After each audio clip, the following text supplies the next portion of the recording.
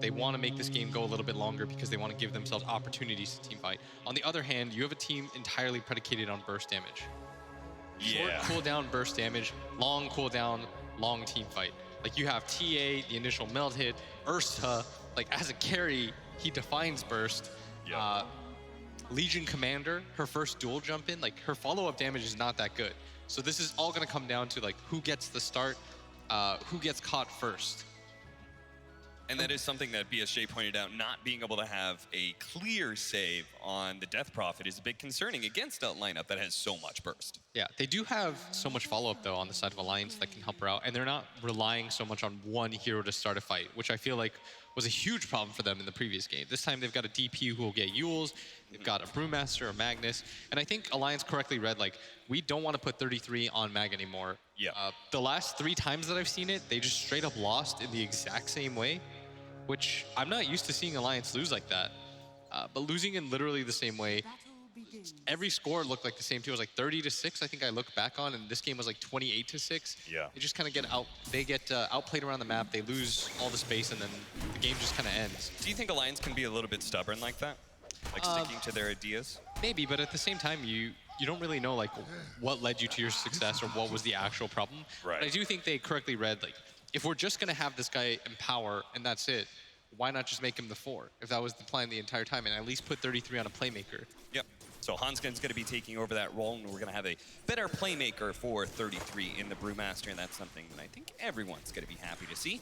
Yeah, and I think this mid matchup has to go better for Limp. Last game, he got absolutely trashed, and no one was probably the main reason they won that game. He set such a high pace and tempo. He was in every other lane. He farmed everything on the map. He didn't die once that game. Like, they have to do a better job of slowing down his game. And this is a bit of a skill-based matchup, right? The Death Prophet versus Templar Assassin. I have to imagine that it goes in favor of the TA at some point, but it shouldn't be too bad for DP because you can always get the range creep with the Crypt Swarm. Starting off with a 4-1, relatively even score, but we'll have to see as time goes on the higher levels of Reflection, and side blades may change things. Our aggro lane is going to be the Brewmaster and Magnus up against the Ursa and Abaddon. So melee matchups all around, which I have to imagine favors the Ursa. But if any hero can do okay against an Ursa, I'm sure one of them has got to be Brewmaster. Just because of your Drunken Brawler? Yeah, Drunken Brawler, just a little bit of extra space. You're able to land a decent amount, like a pretty decent slow out of Thunderclap. Can kind of prevent the Ursa from just running you down all the time. Cinderbrew is actually quite spammable right now. Yeah, just being able to spam that. The self-attack chance as well, the higher levels you get. Can be pretty potent laning phase ability. Save is going to be caught by Fada with a slowdown. Hanskin no longer up at that top lane, has rotated down to bottom and has caught this Rubik by surprise, and that's going to be your first blood. 4-position Magnus claims it, who already had brown boots too. He's going to have a very fast arcane boots this way. Yeah, he's actually already a level 2. He's going to find this invis too. That's why he hasn't skilled yet. Maybe if he finds the opportunity to skewer. Yeah, this could be really sneaky. Skewer back on Resolution into the spin of Nico Baby, who is level 3. So and that's what he levels up. I think he would have taken Empower otherwise, but he wants that offensive potential. He's going to set this up at bottom lane. Nice use of the invis, but maybe just not enough damage. Fortunately, not enough damage, and no level 3 on Fada, so no Sinister Gaze. Save actually a little bit late there as the Rubik was trying to go and pull a creep wave. He's going to have to wait for the next one. Need to make this lane a little bit better for Resolution's Legion Commander. After all, Resolution has a lot of history as a carry. You can enable his laning phase. It's probably not a bad idea. And Save's going to stack this up for his Legion. Meanwhile, at top, Solo contesting at all times. It's just so powerful to have this 5 position that is able to just right-click you with the power of He's going to skewer force you into the back. tower. Really great skewer. A little bit of body blocking, nothing amazing, but Save will definitely die here, especially with boots on Hanskin. Save won't be able to outrun the Magnusaurus unless he can juke him out, but that's a dead end, sir. There's nowhere to go from there. And that's going to be Arcane Boots already picked up if he wants them. And at this point, you might just like head back up to top. Gonna Arcane Boots 33. You can start spamming out some spells against an Ursa. Yeah, that would be quite the deadly combo. I would actually like to see him go top at this point. The double wave at bottom should make things pretty even here. Yeah, I'm not sure if he's going to go bottom again. Okay, he is very serious about protecting Nico Baby's farm and making sure that the Resolution offlane is shut down. No one in contesting for CS is put into a bit of an awkward position. Takes a lot of damage from the Spirit Siphon as a result, and a regen rune for Limp as well. Downside for them, though, with all this fighting is like, Rezo is actually just getting a ton of levels. Like, he's in fact going to hit level 4 at the exact same time as the Jug is. Whereas a top lane, Epileptic Kid already... He actually gets into melee range of Nico Baby. No slows required. The supports really didn't have to do anything there. Save just kind of missteps, bit out of position, and Nico Baby easily runs him down. And Hanskin going to pick up another kill. All 3 of his team's early Arcane Boots. He's already got gold on top of that. And look at this. He's queued up the Blink Dagger. He's being very optimistic this game. Yeah, people talk about like Hanskin because he was a 5 position, you know, like how well is he going to be as a 4? He had to have a bit of a greedier role last season on the final tribe, and ultimately that is where Hanskin believes his skills best lies, as a kind of greedy 4 position, not as the 5 that he originally was. Yeah, maybe, you know, he ends up taking that position because of his team composition. He's trying to enable everybody else, and this is where he was just naturally fitted to play. Bit surprised. 33 has done as well as he has for himself. His CS is 18-2, pretty respectable for pretty much a solo lane, and he's level 4. Again, against an Ursa matchup, it's not too bad. Yeah, Rezo's about to hit level 5. Nico Baby in a similar position, but he's slightly behind in levels once again. And how's our mid lane looking? It is looking so much more even, in fact, in favor of this Limp Death Prophet when it comes to pure denies. And they already have the Sentry put in place for the level 6. It is all important to make sure your mid laner has a Sentry once those TA traps are out. Just makes the whole laning phase. It's just so much damage on the trap. A lot of damage, a lot of opportunity with that slow to get those refraction hits in. Mid lane 33 has showed up. I'm not entirely sure what he's... They just hoping an exorcism push with the Siege Wagon, I guess. But this is like going to be set up a trap. Yeah. That's exactly what he's done. Okay, well, there's a little bit of Spirit Siphon, small bit of damage, but yeah. The Siege Wagon will survive for a few more shots thanks to the Glyph. Meanwhile, bottom lane, Resolution is going to run into the 2 supports here, and Nico Baby's closing in fast. Doesn't quite have his level 6, but is able to get close enough to get the spin, but the extra movement speed allows Resolution to get out. A nice little juke there. Nico Baby not quite fast enough to get in front of the Legion Commander. He's done a very good job of not dying in this bottom lane, considering how much kill potential they have. But once he's level 6 on the Jug, that might be a little bit different. And I really liked your read on that mid situation. I think that's exactly what they were going for with the Catapult and the Brew showing up mid. But he's not playing his trademark Abaddon Legion kind of style. Like, he can't just show up like that, buff up his core. Yeah. The Brewmaster being there just takes away XP and makes it even easier for Epileptic Kid to just 1v1 nothing. Yeah, if anything, Brewmaster he's a little bit more like these Legion commanders who just want to be able to sit in lane for a while. Brew does require a decent amount of farm. Only really rotating once every primal split. I like what they're doing. They're zoning him out of XP range entirely. Epileptic Kid in this lane, he hasn't tried to min-max every single CS. In fact, half the time he's running past his creep wave to make sure that 33 is getting nothing. Like you saw it right there. He just runs in, trying to slow down the timing of this Brewmaster as much as he can, and so far so good. TA traps well in place to slow down this Spirit Siphon. If anything, they might be able to with the Telekinesis pulling back to the other side of that cliff. Limp is going to go for the double Spirit Siphon, but still it's so much damage from the TA with beautiful body blocking from Save. Just absolutely gorgeous. Read his movement perfectly, and once again 33 came mid, which is going to leave this Ursa completely up here alone. And they're just outmaneuvering Alliance right now. That's why even despite the fact that it is 3-1 and they got the first blood, it's VP that take the gold lead. Do you agree with how much they're playing around Nico Baby? I mean, Juggernaut is just one of those heroes that isn't easily pressured in the first place. Yeah, you don't really need to help him out this much. it's not like you slowed down the LC by tri-laning at all. No. He's level 6, he's got a bracer, phase boots. His game feels perfectly fine. He's got a good amount of farm.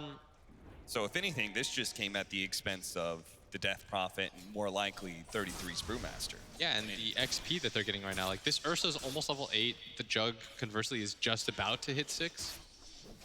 He's got the same level timing as Rezo. In fact, Rezo will outpace him once he gets this creep wave. That's so rare to see. And they're going to make this move down here with the duel. But Nico, baby, very good game sense. Like that is the thing that I noticed about him the most is his game sense. He almost never gets caught in these random like TP attempts. Yeah. It's not like he has any aggressive vision to be able to show that. Yeah, he's just reading the map. They've got a lot of defensive vision in their own jungle. That's about it. Limp is rotated up to top. And Virtus.pro will try and trade things out with Epileptic Kid. The support a bad at I could see them defending bottom. Yeah, I mean, this tower is the brew down. Very healthy. You could definitely defend this. Yeah, and that's exactly what they're going to do. They've got brew split up. I think they should definitely def this. They're going to lead with brew split now. Epileptic Kid has already moved back, and he really wants to catch that Ursa. He's sending out the Storm Panda. Unfortunately, as he goes into the jungle, he realized the Ursa is just too far away. They're going to have to content themselves with just a kill on solo Zabat. Not the target that they wanted to go on, especially with that early brew split, but Epileptic Kid red. That top was missing, no one showing. They didn't go back to the triangle either, which they do have vision of. Yep. The warding situation for VP this game is fantastic. It is nuts how good Solo, I mean, this has always been kind of Solo's deal, is that he's great at playing super aggressively solo on the side of the enemy map and getting deep vision down. Even better when he's at a bad, right? Because he can deny himself, he's got borrowed time, so you can play even more fearless. And they're gonna play the same game as Hanskin's got 3 levels of the Empower. So when you do have a mag, you're essentially sacrificing this early mid-game damage that most people would get simply for Empower, so that your carry just comes online much, much faster. And we'll see if, you know, for the second game in a row, if this trade is gonna be favorable for them, because last game it was a disaster. Well, this time around, you've got arguably the best Empower target in Juggernaut right now. So maybe this will go a bit better for him as he's gonna clear out some ancient stacks. 33 will hold the bottom lane by himself, and they'll give Hanskin a little space at top to get some experience. I actually thought he was going to get rooted and die there, but... A little scary. He'll More and more fine. heroes rotating to bottom, and 33, he says, it's time to go. They do have that one defensive ward around the shrine area that Red at least save rotating over, so it seems that was just enough information. They're going to start heading towards mid. This is really good movement by Alliance so far. I feel like they are kind of slowly outmaneuvering VP. Yeah, and that's why Rezo TP's here. He wants the ability to nuke it out. He's got 4 points of overwhelming odds, and they've got the trap in front of the tower. But they did want to utilize Limp's ulti for this. Yeah, sadly, it was just still on cooldown for another 15 seconds, so... Now it's up, but now it's too late, because VP have already taken that bottom tower and simultaneously rotated mid. They did get a pretty good size stack, though, on Yeah. this Juggernaut. And the pace of the game is getting a lot slower for Alliance, which in last game, it just felt like at this point they'd already lost too much. And Time around, it's fine. Hanskin was farming top the entire time. Look at that boy. He had Arcane Boots super fast, now he almost has Blink Dagger already. Glad he's decided not to go for the pipe and all that. Yeah. It's some form of initiation for your team going. Those aura items, that can be in the hand of the Brewmaster. You just usually want a bunch of auras on him since they last through the Primal Split on the Earth Panda. So, phase into Vlad's is the first choice for him.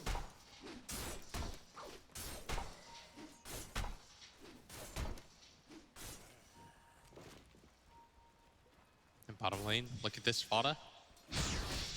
Gonna get Orb of Venom slowed, but without any levels of the Earth Shock, very unlikely that he gets killed. And in fact, he's chasing him down. The rest of his team is coming in. The Chain Frost is gonna get laid out. Oh, Epileptic Kid. Smart little read there, popping the Enrage to instantly get rid of the movement speed slow. He knows that Vada just kind of wanted to run with the Ursa, and Sinister Gaze as soon as one of his allies was close enough for a There's second. also no other reason he throws out the Chain Frost there. Oh, yeah. Nothing around. If the rest of his team isn't flooding in. This is spot time, though, for the They're going to go back in since they missed out on that rotation. His allies have already left, and now Fada's going to be by himself. And they can just easily get a duel win for Resolution, the first one of the game. That'll also be his Blade Mail. They need to save mid tower, though. Limp is going to go in for this pop, his Exorcism. I like this move a lot from Alliance. Zone him out entirely. And you'd like to see some sort of rotation from VP to fight this. It's going to be slow. Resolution didn't have a TP, so he's going to start running his way over. He also doesn't have the mana. But fortunately for him, Alliance have backed up anyway. It would have been a nice timing, because this maxed out overwhelming odds is the best tool alongside Fatebolt for Virtus.pro to defend towers. Yeah, they're still playing the make space for the Empowered Juggernaut game. He's got a defusal. Very good timing overall for his items. He's been living in this triangle so far. Surely we're going to have a fight over those. We've got all of our abilities up. Still have the split up. We've got RP as well as Exorcism. He's got no one around him. The trap should spot this, though. Yeah. Just get your own if you can. That might mean 3 for VP, depending on how courageous Solo is feeling. Yeah, surprisingly enough, Solo doesn't opt to go for his at all. Being a little bit afraid here. And in fact, with the trap laid out, I think no one will feel very comfortable about this, which should tip them off to the fact that everybody on Alliance was on the bottom half of the map. Yeah. And I think Alliance do want to take a team fight. They've got Chain Frost back up. Their 5-on-5 is very good. They haven't really had the best opportunity to use this split yet. Maybe they're just waiting on that Blink Dagger. It's finally going to be here, but boy, they got to pick up the pace. Otherwise, we're going to get into that dangerous mid-game where the Ursa and TA start 2 or 3-shotting people. Got to use these big abilities off cooldown.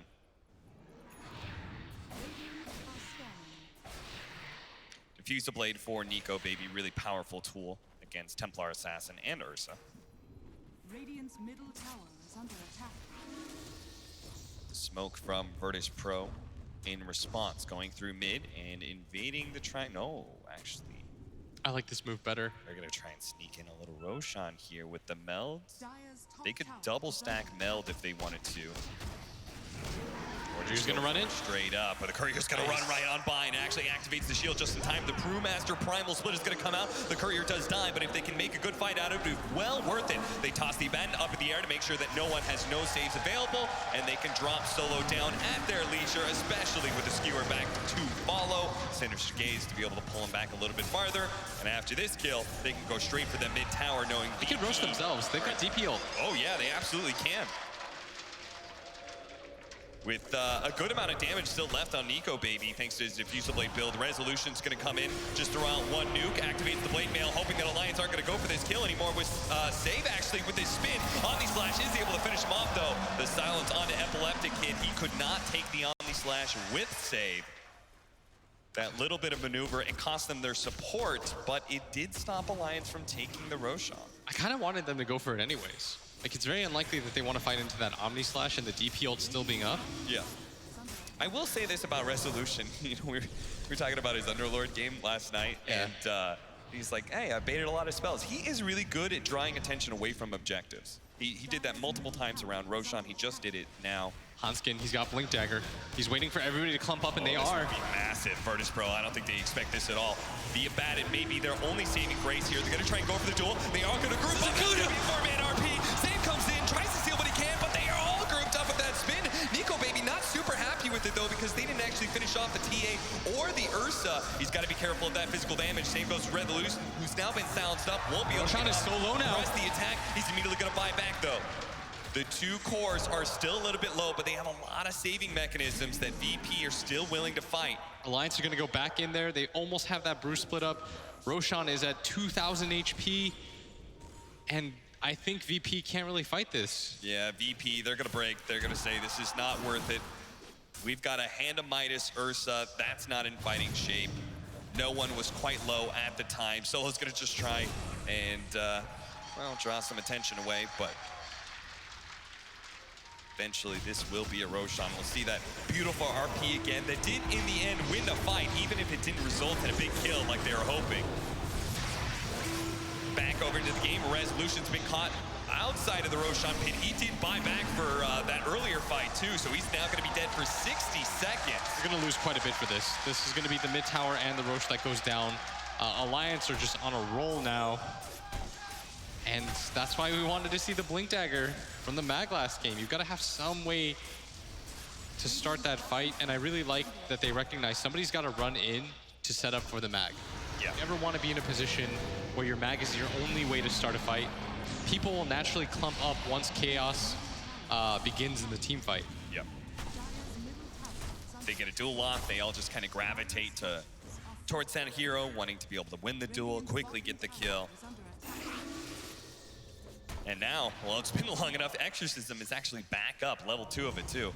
So they can still go for this mid tower, maybe even just keep the train rolling and go for the mid tier 2 as well. I wouldn't mind that. I think you are very strong right now if you're Alliance.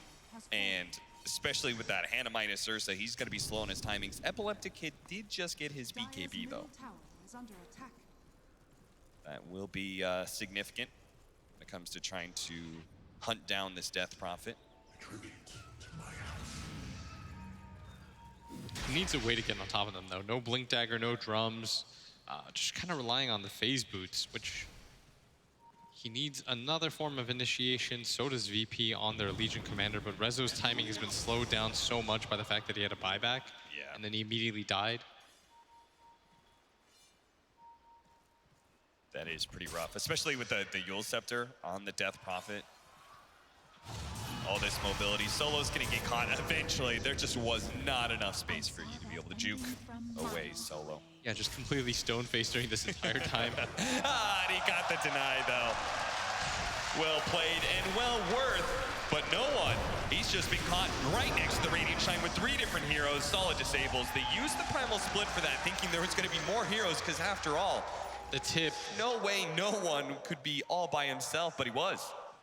Except for save, 33. He's gonna wait until last second of the Storm Panda before throwing out the Cyclone, trying to get as close as possible. And the Rubik should now be dead. Telekinesis and a TP away. I think he should have waited just a little bit longer on the Storm Panda Cyclone. But neither here nor there. Not a whole lot of disables around. He's got Medallion building in a Solar Crest for the Brewmaster, another item to just assist the Juggernaut and Death Prophet in their damage. Make them a lot tankier against the Ursa and TA too. Still only a 1K gold lead despite the score being 11-12. The Midases and the fact that the TA just keeps chugging along, farming as much as you can. Probably can't fight without the BKB though. Well, there's your first initiating item. Epileptic Kid has his Blink Dagger, and the second one will soon follow. Resolution just needs 100 gold. So they, as you said, they are doing a good job keeping up their net worth despite being down 9 kills. They're only down 1K net worth. Yeah, they're also down in towers, right? Yes. This looks like the reverse from last game where VP were winning the game, but they didn't have this insurmountable gold lead, but you could tell that the fights at least were trending in their direction. This time around, Alliance, their 5-on-5 is so good. They have such good 5v5 that they're never letting VP get any sort of trade-offs. Oh, but that first initiation of the Blink Dagger. They're going to try and burst down this Death Prophet. She's protected by the Frost Shield right now, but it's not good enough. There is too much damage coming out from this duo, and now they could be fought as well. The TA is trying to play a little bit of distance, though. He's afraid of the Chain Frost. He did cancel. He's going to be slowed down, and the Ursa will manage to get that kill. Epileptic Kid is now stuck pretty deep, though. It's going to be a 2-man RP. Instantly taken off by the borrowed time of Solo. He's going to leave Epileptic Kid to die as he TPs away, saying that was well worth it. We got a 1-for-2 trade-off, forced all the heroes top lane, and a ton of space now for no one in Resolution to push out lanes. And he hesitated too long. I actually think you just kill the Lich and then get out. Yeah. Canceled his TP at the last second. Nice setup for them. You need your Magnus in place if you want to try to make some sort of counter happen. Because Alliance could read that they were there. Yeah. Just a little sloppy positioning from Limp, not expecting the Blink Dagger from the Legion Commander. That's your one. Another mistake like that pretty egregious.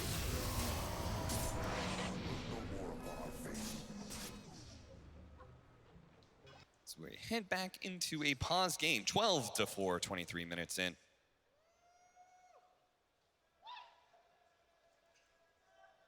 A little bit faster pace than last game, but as you said, it feels like we've kind of switched sides, where this time around it's VP with a slightly slower lineup. It will kick up a lot soon, right? Maybe this is just a VP thing. Maybe. Because everybody that plays against them just gets their playstyle like slowed down so much. Everybody just seems to be willing to like trade farm against them. And it's funny considering that is so different to the previous year's lineup that was so laning phase heavy.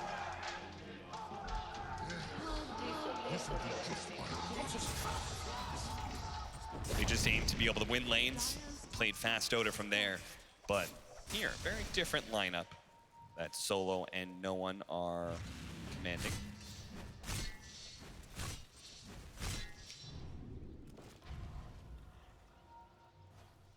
Next round of items, No One. They know he's here. Yeah, they know exactly where he is. They're going to lay on a sentry preemptively. They're going to bring all their heroes over, start off with the Gold Scepter. They can follow up with the Sinister Gaze, but they needed actual damage to be able to catch No One. Maybe they can still slow him down, though. The Spirit Siphon from long range is going to be able to catch him, and that should be the death of No One. He's going to turn and fight, do as much damage as he can, trying to kill Fada. Certainly won't happen in a hurry, though. A massive kill. TA down for 60 seconds, and an Exorcism that is up. He was trying to set a trap, but he was doing it under vision the entire time. Yeah. Saw Chris Lux play yesterday. Yeah, that was a pretty sick little get out. Blink Dagger for safe, so a third source of initiation for Virtus.pro, something that they've been lacking and why they've been kind of getting run over in previous engagements. Now they have a significant chance of being able to grab a hero like a Death Prophet and Brewmaster and burst them down before they have the big typical team fight impact that they do. That Death Prophet just got a lot tankier with the Aghanim Scepter now complete. If he can just, not even the full Shivas, even just a Plate Mail combined with the physical damage reduction coming from the Frost Shield, that's 60%.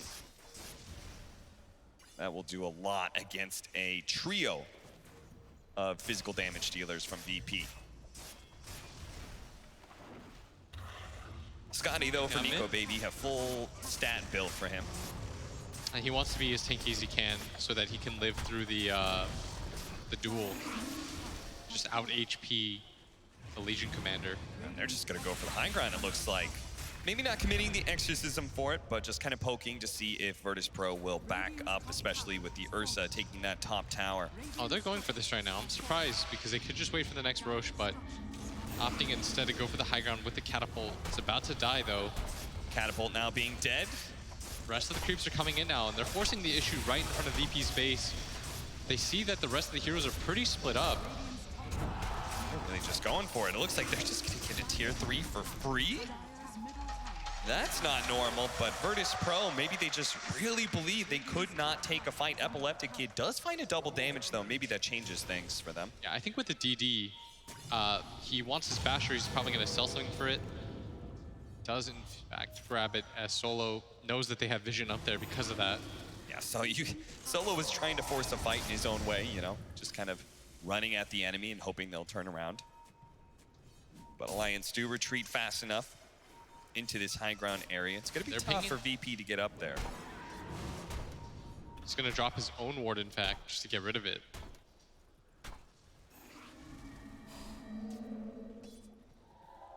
Basher for Epileptic Kid. BKB now on No One. This is probably the timing window that they want to hit to take fights.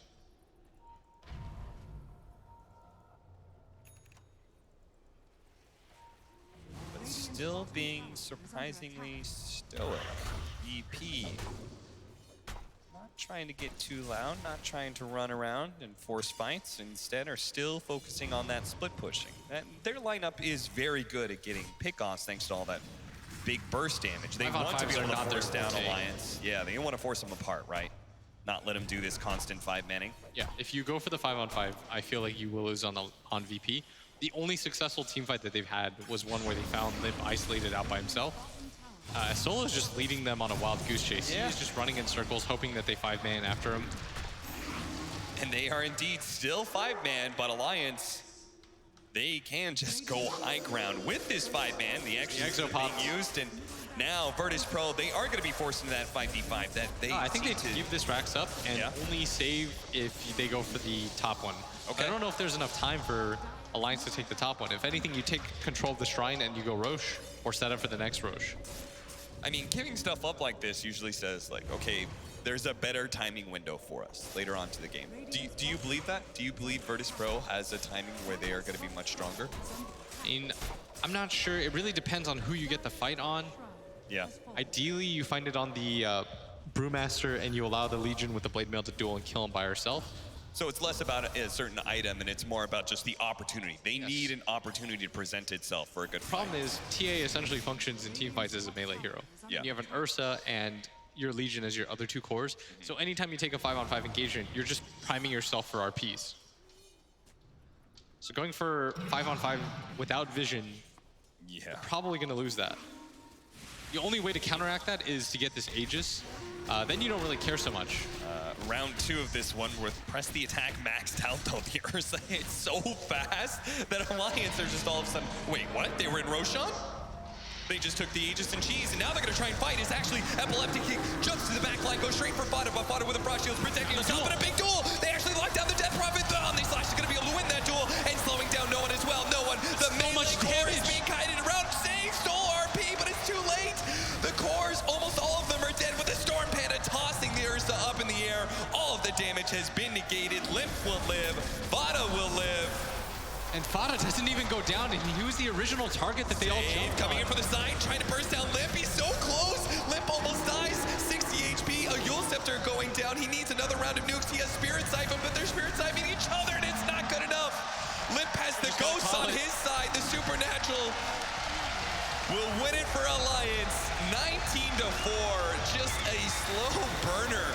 VP struggled to find any openings in Alliance's defense, and in the end, Alliance gave them